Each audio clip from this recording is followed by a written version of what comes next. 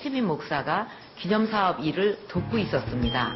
그 최태민 목사라는 분 자체가 나이가 뭐 7, 80된 연세가 많은 분이었기 때문에 직접 뭐 나서가지고 무슨 일을 그렇게 하고 그럴 상황이 아니었습니다. 또 별로 실체가 없고 함부로 어떤 얘기만 듣고 이 사람은 나쁜 사람으로 이제 상대 안 한다.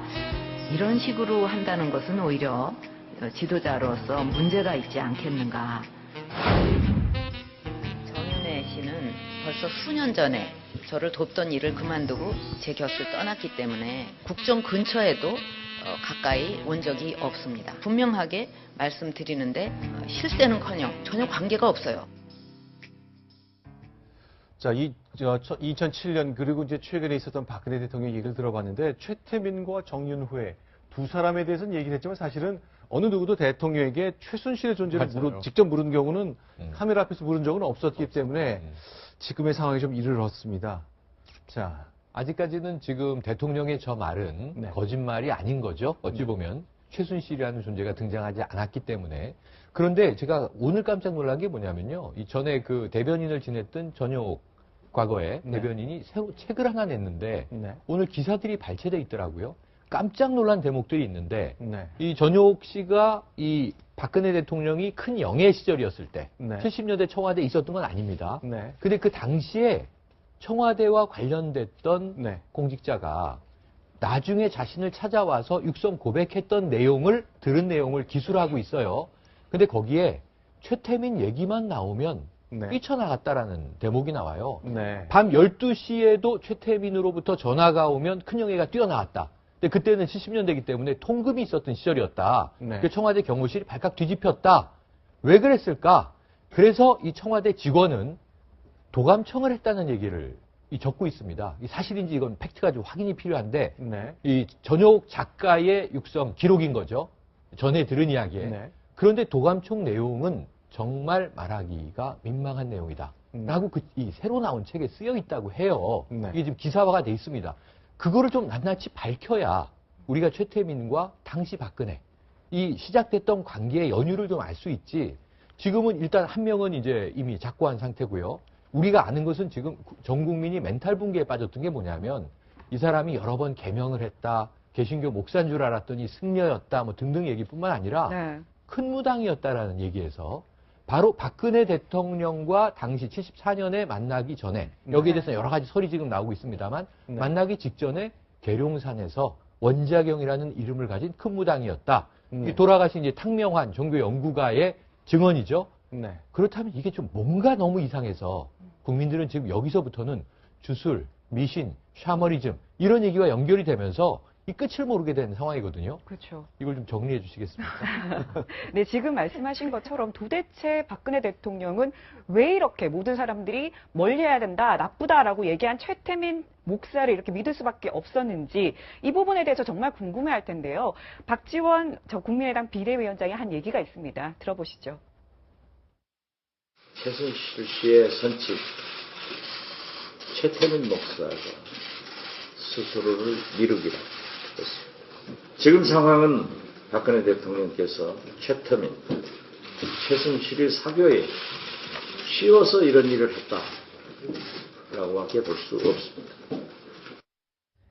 네, 사교에 씌어서 이런 일을 했다라고 지금 얘기를 하고 있습니다. 네. 대통령은 뭐 구판 이런 얘기까지 나와서 그 부분은 아니다라고 얘기는 네, 했지만 네. 의혹이 계속 지워지지 않고 있습니다. 네. 이제 와서 비판받는다고 도망갈 수 있는 건 아니고요. 저도 19대 때 비례대표 의원이었고 대선 때 어쨌든 박근혜 정부를 만들기 위해서 뛰었던 사람으로서 그게 지금 이제 와서 제가 그 박근혜 정부가 비판받는다고 그걸 제가 지우고자 한다고 지워질 수도 있는 것이 아니기 때문에 제가 그때 당시에 대통령 후보였죠. 후보를 뵙거나 이제 당 분위기 자체를 한번 돌이켜 보면 글쎄요, 사교에 빠져서 네. 뭐 정신을 잃고 다른 사람에게 무슨 약물 중독이 돼서 그렇게 뭐 국정을 운영한다거나 아니면 대통령이 되기 위해서 노력했던 분 그렇게는 인상을 받지 못했고요. 그렇다면 지금 현재 새누리당 의원들 물론 19대 의원들하고 많이 바뀌긴 했지만 그 당시 새누리당에 한 150석 되는 의원들이 그렇게 열심히 뛰지는 못했을 거라고 생각을 합니다. 아까 말씀드렸지만 대다수의 의원들은 그 존재 자체도 몰랐고 이런 상황 자체에 대해서 그 배경이나 잘 몰랐던 상황이었던 거는 맞는 것 같고요. 몰랐던. 다만 이렇게 계속적으로 유언비어라고 대통령이 직접 말씀했는데도 불구하고 사교, 미신, 약물 중독이라는 이야기가 나오는 것 자체는 대통령과 그 최측근이라는 분들이 솔직하지 못하기 때문이 아닌가라는 생각이 듭니다. 이 모든 상황에 대해서 정확하게 전달을 한다면 더 이상의 추측성, 유언비어가 안 나올 텐데 초반부터 너무 회피하는 전략으로 나갔던 것이 아닌가. 그러니까 어제 국정조사, 엊그저께 국정조사만 보더라도 국민들께서 사실이 아닌 부분에 대해서 대부분 사실이라고 믿는 경향이 있는 걸로 좀 조사가 나오고 있지 않습니까? 여론조사도 그렇고요. 그래서 이 부분에 대해서 1차 담화도 그렇고 친박계 최측근이라는 의원들도 그렇고 청와대 최측근 참모들도 처음부터 솔직히 털어놓고 갔어야지 설마 여기까지 알까 설마 여기까지 알까라고 해서 계속 감추려고만 했던 것들이 이제는 의혹 자체를 사실로 만들어버리는 상황이 돼서 이 부분에 대해서는 뭐 앞으로의 대한민국 국격을 위해서라도 반드시 정리돼야 되는 문제 같고요. 네. 저희는 이제 그 박근혜 대통령 취재를 시작한 거는 대략 한 2001년 뭐 요때쯤 네. 되거든요. 네. 그때쯤에 이제 부총재, 그러니까 저 한나라당이죠. 대선 의원이 됐을 때죠. 그렇죠. 98년 재선 의원이 그렇죠. 98년에 보궐선거로 들어와서 재선 의원이 돼서 그때 한나라당 부총재 역할을 하고 있었거든요. 그때 이제 우리가 이렇게 자주 보고 얘기도 하고 뭐 식사도 하고 뭐 이렇게 했어요. 네. 그 했을 때 보면 그 얘기하는 과정에서 나오는 걸 보면 지금 뭐 저 박지원 원내대표가 얘기하듯이 또는 일각에서 뭐 얘기하듯이 무슨 사교에 씌워서 뭐 그 엉뚱한 소리 하고 뭐 정신이 좀 나가 있는 것 아닌가 뭐 자꾸 이런 식으로 지금 몰아가는 거는 그거는 전혀 아니다. 저희가 경험을 해봤기 때문에 네. 그리고 비교적 그 어떤 사안에 대해서 그 머릿속이 잘 정리가 돼 있습니다.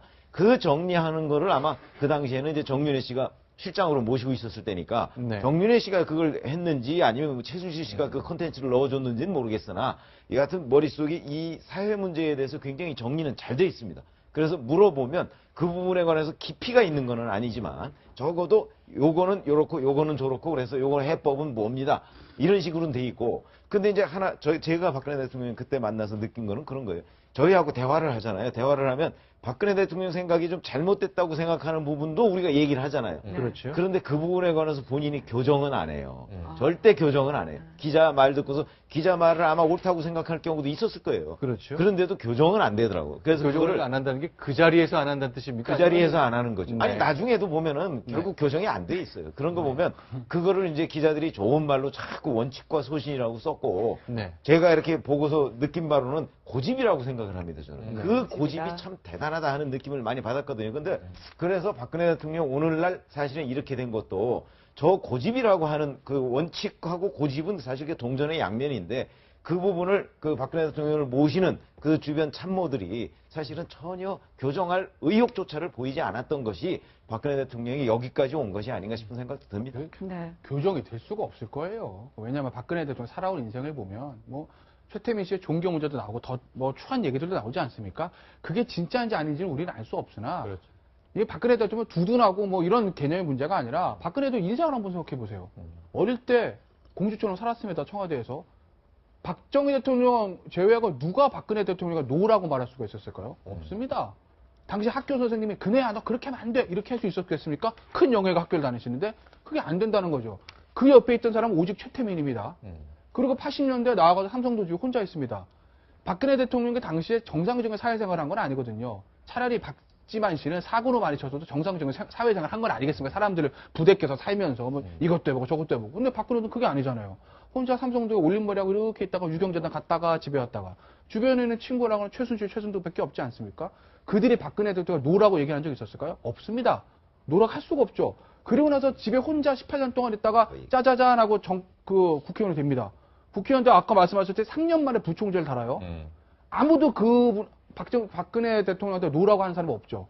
그렇게 인생을 살아왔던 사람이 50 넘어서 다른 얘기를 듣고 내 생각을 바꾸고 주변 얘기를 들어가지고 생각을 정리하는 게 가능한가? 가능 안 하다는 거죠. 오직 주변에서 옆에서 어렸을 때부터 나를 보필하고 나를 시녀처럼 받들었던 최순실, 최순득, 최태민 이 3부녀 이 사람 말 외에는 아무 말도 안 듣는 거죠. 그게 우리나라 비극으로 여기까지 온 거 아닌가 저는 싶어요. 그래서 이제 박근혜 대통령의 주요 참모 중에 사실 우리가 항상 거론하는 참모들이 네. 7인회라고 있지 않습니까? 그렇죠. 그 네. 7인회 멤버들, 이제 김기춘 전 실장도 그 중에 하나죠. 네. 7인회 멤버들은 사실 박근혜 대통령하고 나이 차이가 많이 납니다. 음. 그리고 그 중에 뭐 좌장이라고 하는 김용환 의원 같은 경우는 뭐 거의 아버지 뻘이에요. 20년 차이가 나니까. 네. 그런 걸 보면, 근데 이분들하고 이제 저는 취재 과정에서 여러 차례 이제 그 얘기를 하고 그러면은 박근혜 대통령하고 이제 만나서 이런저런 얘기, 뭐 뭘 조언을 어떻게 했네, 뭐 이런 얘기도 하거든요.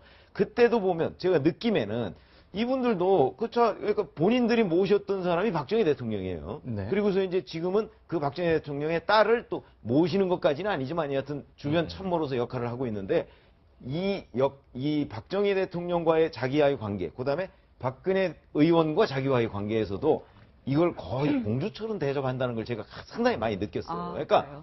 여기서는 사실 그 거의 딸뻘인데도 너무나 이 예의와 범절을 다 갖추는 거예요. 갖춰서 제대로 지적을 못 해요. 네. 그런 분위기를 제가 굉장히 많이 느꼈습니다. 그럼 이제 그 7인회에 해당하는 원로분들이 이제 박 대통령이 곁에 있지 않아도, 그러니까 최병욱 편집장을 따로 만난 자리에서도 박 대통령 굉장히 모시는 듯한 용어를 상을 써요. 굉장히 많이 쓰. 이게 몸에 밴 거군요. 그러니까 예를 들어서 기자하고 얘기하는데 네. 야, 그 박근혜가 말이야 이렇게 얘기할 수도 있을 거 아니야. 아니 보통 그렇게 얘기하잖아요. 네. 뭐 그 자리에 없는데 네. 자기 딸뻘인 그 저 의원을 얘기하는데, 그런데 그렇게 얘기 안 해요. 그렇게 얘기 안 하고 반드시 그 박근혜 의원 이렇게 얘기할 때는요, 박 부총재, 심지어 어떤 사람은 박 부총재님이라고 얘기를 해요. 네. 그런 거 보면 이분들의 이 마음속에 박근혜 대통령은 아직도 그냥 거의 공주라는 식으로 얘기를 하고 있어서, 저는 이제 그때 젊은 기자였을 때니까 그렇게 얘기를 많이 했어요. 그렇게 하면 안 됩니다. 그렇게 하면 결국은 나중에 가서 그 이제 문제가 될 소지가 있습니다. 대통령 될지도 모르는데, 그런 얘기를 많이 했는데 그게 전혀 또 안 먹히더라고요. 그분들한테도 안 먹히더라고요. 네. 근데 이제 최태민 목사 그 일가 얘기를 하다 보면 이제 결국 저희가 오늘 이 얘기를 이 탄핵의 날 아침에 하는 이유는 결국 청와대나 대통령으로서는 이제 위기 관리 실패, 그리고 잠재적인 위기 관리의 실패인데, 그렇죠. 역시 대통령 본인도 그렇지만 그 주변의 참모들과 정부의 공식적인 조직 중에 대통령 개인과 그 일가에 대한 위기 관리를 맡아야 되는 팀들이 있잖아요. 네. 그 조직이 있잖아요. 네.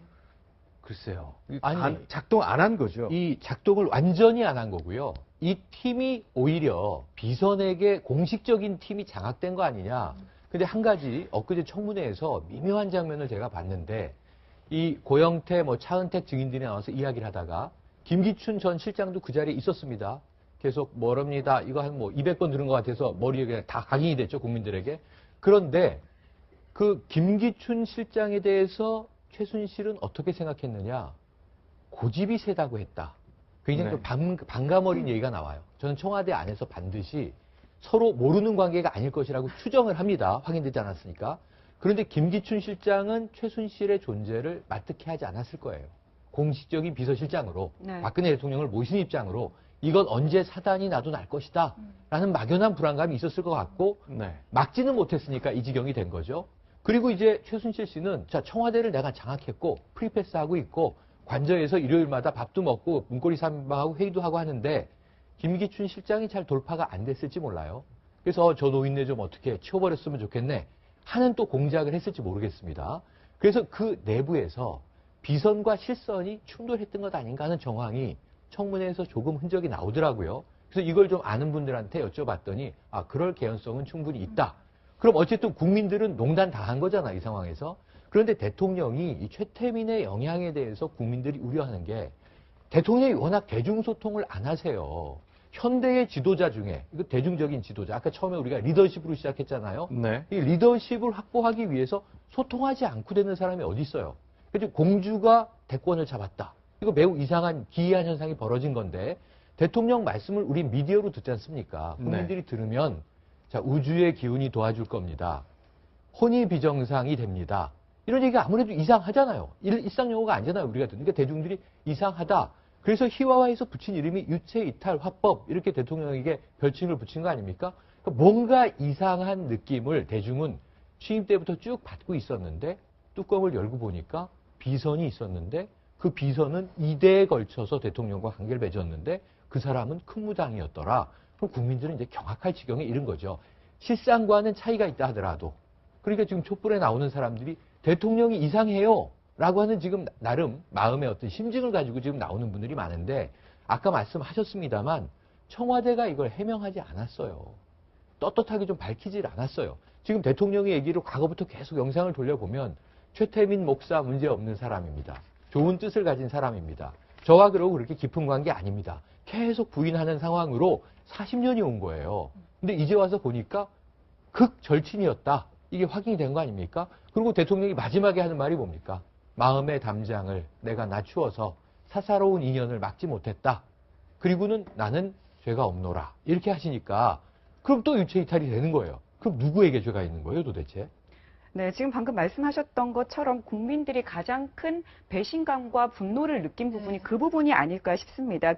대통령은 최태민을 계속 옹호를 했고 별 문제 없다 계속 이렇게 얘기해서 국민들은 그렇게 믿었는데 알고 봤더니 그 딸까지 국정에 어마어마한 영향을 미치고 비선 실세로서 역할을 해온 거 아닙니까? 그 부분을 국민들은 정말 너무너무 놀라운 거고 배신감을 느꼈던 것 같아요. 저희가 이제 쭉 이때까지 박근혜 정부 들어온 이후에 몇 가지 의아하게 결정된, 반복된, 그러니까 번복된 정책들이 몇 가지가 있습니다. 네. 뭐 예를 들면 뭐 그때 세액권 공제 관련해갖고 거위에서 깃털을 뽑듯이 살짝 세금 올려야 된다 해서 조원동 수석 경질됐던 것도 그렇고요. 네. 그 다음에 기초연금 하룻밤 사이에 뒤집어져가지고 진영 장관 사퇴했던 그 그랬죠. 논란들도 있었고요. 근데 그 당시에 아무도 그 과정을 몰라요. 국회에 그때 지도부도 잘 모릅니다. 기초연금이 왜 그 전날에는 진영 장관 안으로, 복지부 장관 안으로 됐다가 그 다음날 이게 번복이 됐는지 그 과정을 지금도 아무도 모릅니다. 근데 이제 문제는 그 이후에 더 심각해진 것 같은데요. 제가 듣기로는 그 이후에 대통령께서 직접 보고 안 받으신다고 하더라고요. 회의를 같이 안 하시고 항상 보고를 할 때는 보고서로 올린다는 얘기를 들었습니다. 실장을 통해서. 자, 그렇다면 그 당시에 김기춘 비서실장이었거든요. 네. 김기춘 비서실장에게 모든 보고서가 올라가서 대통령께 전달이 되고 수정이 되든 결정이 되든 대통령이 다시 실장에게 알려주고 그것이 이제 국무회의나 이제 당으로 전달이 되는 건데 과연 이 선에서 정말 그 핵심 참모들이 몰랐는지조차도 저 말씀드린 대로 굉장히 의아하고요.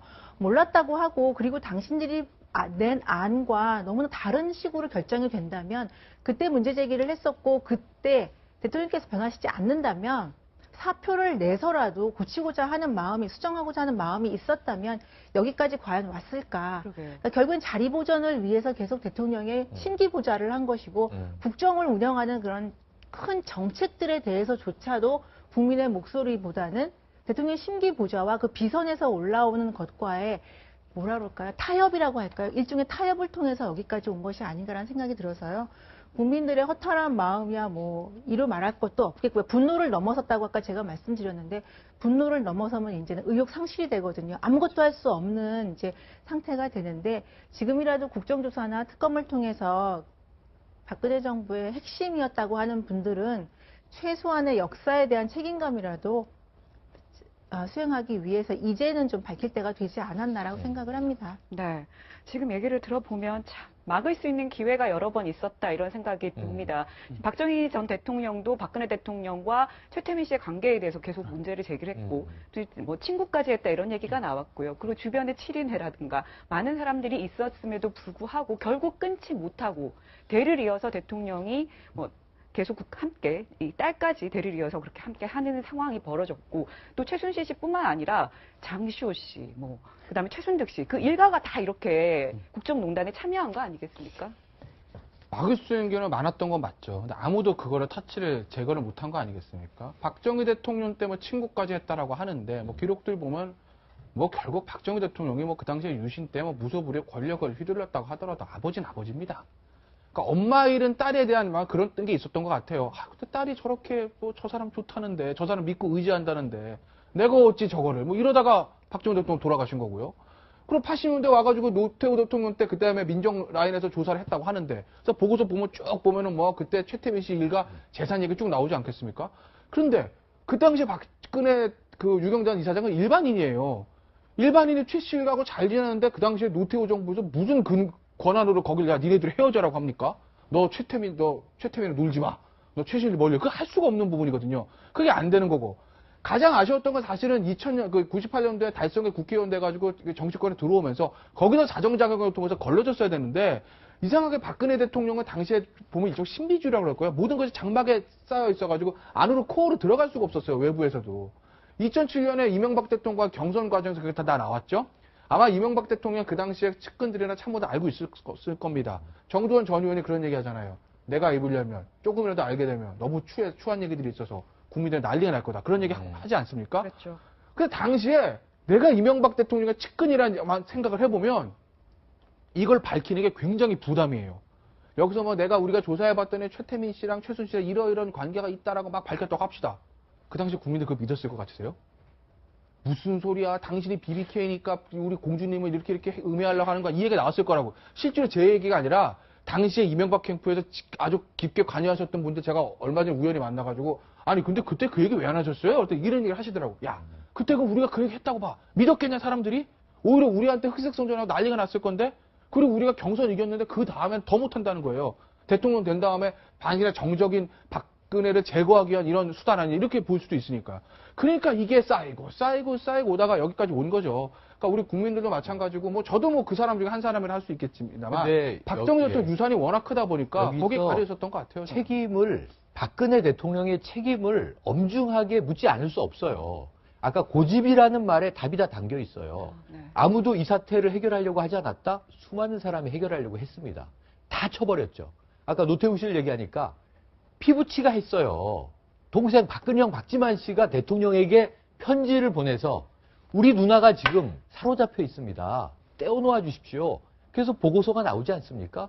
보고서에 기기묘묘한 얘기가 담겨 있지 않습니까? 그리고 이제 거기서 어떤 노력과 시도가 있었는지는 모르지만 결국은 떼어놓지 못했죠. 대신에 이 혈육들이 떨어져 버렸죠. 그리고는 정말 쌀쌀한 기류가 삼남매에게 감돌았는데 청와대에 들어가서도 지금 이 상황을 역으로 우리가 역주행을 해보니까 그럼 초기에 허태열 비서실장이 초대 비서실장인데 왜 여름휴가 다녀와서 교체됐을까? 김기춘으로. 김기춘 실장은 무엇을 했을까? 다 모른다고만 하고 있지 않습니까? 진영 장관, 아까 얘기하셨죠? 왜 잘렸을까?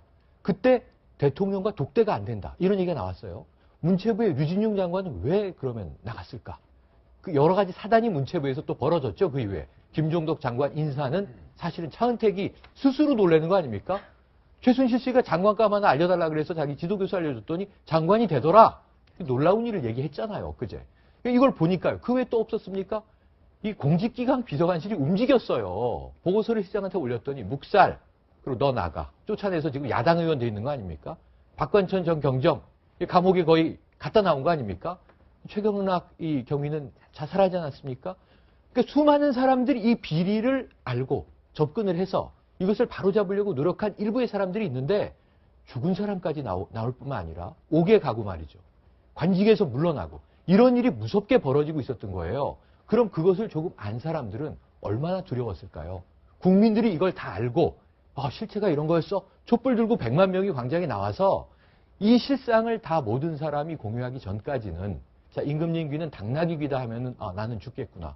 지금 이 공포 속에서 산 사람들이 지금도 많이 있을 거예요. 오랜 기간도 있고 짧은 기간도 있고 그래서 그 미스터리가 하나하나 지금 이 열리는 상황에서 판도라의 상자가 완전히 열렸다고 생각하지 않습니다만 지금 이제서야 미디어에서도 이런 이야기를 우리가 공론으로 이야기할 수 있는 거 아닙니까? 그러니까 굉장히 놀라운 일이 40년 벌어졌지만 최근 4년만 보더라도 40년의 역사가 이 4년의 이 국정농단의 상황을 만들었지만 대통령이 되신 게 어찌 보면 제 생각에 비극이에요. 개인적으로는 차라리 박정희, 유경수 기념사업회를 하시면서 우아하게 정치생활 하다가 중국에 특사 다녀오시고 하면 개인의 영역에 있을 것을 사인의 영역을 공인의 영역으로 와서 국가 권력을 장악하다 보니까 이런 일이 벌어졌는데 그 최종 책임은 박근혜 대통령의 고집에 있었다. 이렇게 보지 않을 수가 없다는 거죠. 그 최태민 씨와 관련해서 이제 가장 최근의 일은 그 7인의 좌장이라는 김용환 전 의원이 이제 박근혜 대통령한테 그런 얘기를 했다는 거죠. 대통령이 당선되고 나서 자 이제 당선도 됐으니까 이제 최태민 일가와의 관계는 정리를 하셔야 하는 거 아닌가요? 그런데 거기서 상당한 정도의 아주 냉랭한 반응을 받았다는 거 아니겠습니까? 네. 그러니까 이제 그 다음부터는 아예 전화도 안 하는 거예요. 거기랑 전화도 안 하고 아마 그 후로는 칠인회와 박근혜 대통령의 관계도 거의 끊어졌을 거예요. 그래서 그 2013년인가 보면 그 칠인회 멤버 중에 하나인 최병렬 전 한나라당 대표죠. 네. 대표가 인터뷰한 게 있어요. 거기에 보면은 전화도 한 통화 안 했다는 거 아닙니까? 그러니까 본인한테는 왜 그러냐면 그 칠인회라는 멤버들이 사실 거기에 김기춘 전 실장도 있어요. 뭐 네. 현경대 전 의원 뭐 이런 분들 계신데 이런 분들이 사실은 그 어떤 친박 집단의 이 어떤 컨트롤 타워 같은 역할을 하고 박근혜 대통령한테 그러니까 2007년 또는 2012년 이때 그 당내 경선 때 본인들이 전화 붙잡고서 대의원들한테 선거운동하고 그랬습니다. 네. 그런데도 불구하고 박근혜 대통령이 실제 당선될 때는 그 칠인회도 멀리하고 그랬던 거예요. 그러니까 이런 기회들이 여러 번 있었는데 말을 요만큼만 꺼내도 박근혜 대통령이 완전히 그 부분은 그 부정을 하거나 아니면은 그 관계를 뭐 끊을 듯이 얘기를 하니까 그러니까 네. 지금 말씀하신 대로 가장 큰 책임은 박근혜 대통령한테 있는 것인데 그러면 그 참모들도 끊임없이 그래도 그런 얘기를 했어야 한다. 이제 그런 게 아쉬움이 있는 거예요. 지금 화면에 보이는 거 1384일 전입니다. 2013년 2월 25일 박근혜 대통령 취임하던 당시의 국회 모습인데 글쎄요. 저 순간 1384일 후에 탄핵의 순간을 맞게 될 줄 그 어느 누구도 짐작하지 못했겠죠. 그러나 지금 네 분의 패널 말씀을 듣고 보니까 결국 박 대통령 스스로가 본인의 안위를 위해서라도 그 기능을 작동을 시켰어야 되는데 마비시킨 책임 뭐 다른 사람에게 미루기 굉장히 어렵게 되어 있다는 것 확인할 수 있습니다.